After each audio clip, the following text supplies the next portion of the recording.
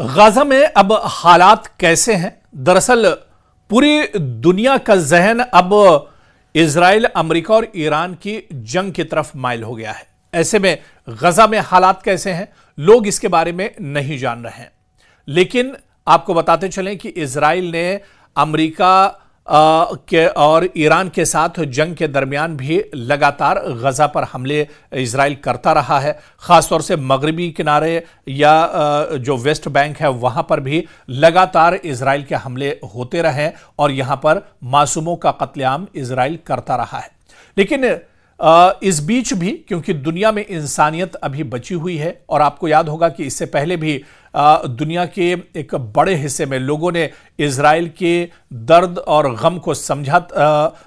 غزہ کے درد اور غم کو سمجھا تھا۔ غزہ کے جو معصوم ہیں جن کا قتل عام کیا جا رہا ہے، یا پھر جو لوگ وہاں پر بچے ہوئے ہیں جن تک خوراک اور دوائیں نہیں پہنچ پا رہی ہیں، جو بے یار و مددگار ایک طرح سے ہے، اور ان کی مدد کے لیے جو متاثرین ہیں ان کی مدد کے لیے ایک قافلہ سمندر کے ذریعے سے اس سے پہلے بھی روانہ ہوا تھا۔ حالانکہ اسرائیل نے وہاں پر بھی اپنی ناپاک حرکت کی تھی، جو انسانوں کی مدد کے لیے، جو بے یار و مددگار لوگوں کی مدد کے لیے، جو متاثرین کی مدد کے لیے قافلہ جا رہا تھا، اسرائیل نے اس قافلے پر بھی حملہ کیا تھا۔ لیکن اس بیچ ہمت افزا بات یہ ہے کہ دنیا بھر میں غزہ کے مظلوم لوگوں کے لیے ہمدردی اور درد کا احساس دن بدن اب ایک طرح سے بڑھتا جا رہا ہے، اور اسی احساس کے تحت ایک بار پھر گلوبل سمود فلوٹیلا کے نام سے ایک بڑا انسانی قافلہ سمندر کے راستے غزہ کی طرف اب ایک بار پھر سے بڑھ رہا ہے، اور یہ قافلہ مدد، محبت اور انسانیت کا پیغام لے کر دراصل نکلا ہے۔ اور اس سے پہلے بھی گلوبل سمود فلوٹیلا جو قافلہ تھا اس سے پہلے بھی نکلا تھا، لیکن جیسا کہ ہم نے بتایا کہ اسرائیل نے اس پر حملہ کر دیا تھا۔ کئی جو اس میں رہنما تھے انہیں گرفتار کر لیا گیا تھا، اور کئی کشتیوں کو نقصان پہنچایا گیا تھا، اور واپس اس قافلے کو دراصل بھیج دیا گیا تھا۔ لیکن ایک بار پھر غزہ کے لوگوں کے درد کو سمجھتے ہوئے، غزہ کے مظلوموں کے لیے، غزہ کے متاثرین کے لیے گلوبل سمود فلوٹیلا کے نام سے ایک بڑا انسانی قافلہ ایک بار پھر غزہ کی طرف بڑھ رہا ہے۔ اور اس قافلے کی خصوصیت آپ دیکھیں کہ اس قافلے میں مختلف ملکوں کے لوگ شامل ہیں، ڈاکٹر،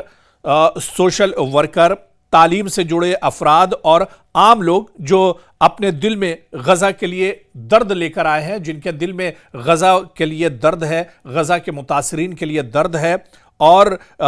کشتیوں میں کھانے پینے کا سامان، دوائیاں، طبی امداد اور ضروری راحت کا سامان رکھ کر یہ لوگ اب دراصل غزہ کی طرف بڑھ رہے ہیں تاکہ غزہ کے جو متاثرین ہیں ان کی مدد کی جا سکے۔ دراصل آپ دیکھیں کہ ایران کے ساتھ اسرائیل اور امریکہ کی جو جنگ شروع ہوئی تو پوری دنیا کی نگاہیں غزہ سے ہٹ گئیں اور ایران کی طرف ہو گئیں، اور اس جنگ پر ایک طرح سے مرکوز ہو گئیں۔ لیکن دوسری طرف اسرائیل اپنی ناپاک حرکتوں کو انجام دیتا رہا، اسرائیل لگاتار غزہ پر اٹیک کرتا رہا۔ اس بیچ غزہ میں دھرپکڑ کا دور جاری رہا،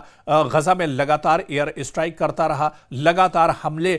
غزہ میں اسرائیل کی طرف سے جاری رہے، جس میں لاکھوں لوگ مارے گئے ہیں۔ جی ہاں، جب غزہ میں جنگ بندی کا اعلان ہوا تھا اس وقت 70,000 سے زیادہ لوگ مارے گئے تھے، جس میں عام لوگوں کی تعداد بہت زیادہ تھی، جو بے گناہ تھے ان کی تعداد دراصل بہت زیادہ تھی۔ دراصل حماس کو بہانہ بنا کر غزہ میں حملہ کیا گیا تھا، لیکن وہ حماس آج بھی زندہ ہے۔ 2 سال کی جنگ گزرنے کے بعد بھی حماس کہیں نہ کہیں ایک طرح سے موجود ہے، اور اس میں غزہ کے معصوم مارے گئے، غزہ میں بڑی تعداد میں بچے اور خواتین کا قتل کیا گیا۔ حالانکہ UN اور اقوام متحدہ نے یہاں تک کہا کہ غزہ میں اسرائیل جو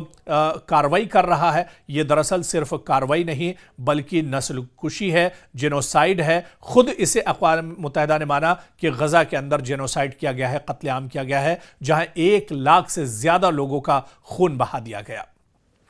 اور پورا کا پورا غزہ اب تباہ و برباد ہو گیا ہے۔ لیکن امید کی کرن آج بھی وہ لوگ ہیں، دنیا میں ایک بڑا طبقہ آج بھی وہ ہے جو انسانیت کے درد کو محسوس کرتا ہے، انسانیت کے درد کو سمجھتا ہے، اور ایسے ہی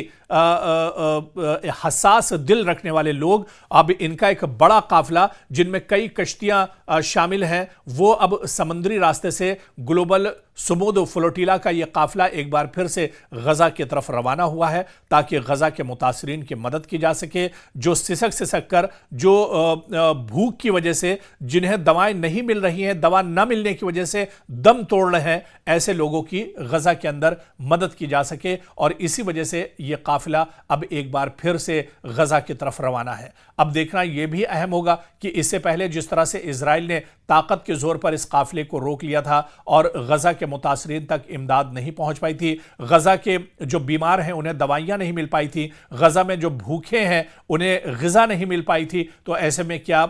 इजराइल एक बार फिर इस सुमूद फ्लोटिला के काफिले को रोकने की कोशिश करेगा या फिर इजराइल इसे जाने की इजाज़त देगा? हालात पहले से बदले ज़रूर हैं, लेकिन गजा में हालात अभी भी पटरी पर नहीं लौटे हैं, बल्कि गजा को बसाने के लिए, गजा को असर नौ पटरी पर लाने के लिए अब तकरीबन 50 या 100 साल एक तरह से लग जाएंगे, तब वही गजा, वही खुशहाल गजा एक बार फिर से पटरी पर लौटेगा। लेकिन गजा में अभी भी इंसानों का कत्लेआम हो रहा है, गजा में लगातार इजराइल एक तरह से हमले कर रहा है, और गजा की भी वही सूरत हाल है जो लबनान और ईरान की है, क्योंकि दरअसल ग्रेटर इजराइल का जो मंसूबा इजराइल का है उसी के तहत गजा को भी एक तरह से इजराइल हड़पना चाहता है, और इसीलिए गजा पर लगातार इजराइल हमले कर रहा है। लेकिन अब जो काफिला इजराइल गजा के मुतासरीन के लिए बढ़ रहा है, उनकी मदद के लिए बढ़ रहा है, क्या इसे एक बार फिर इजराइल जाने की इजाज़त देगा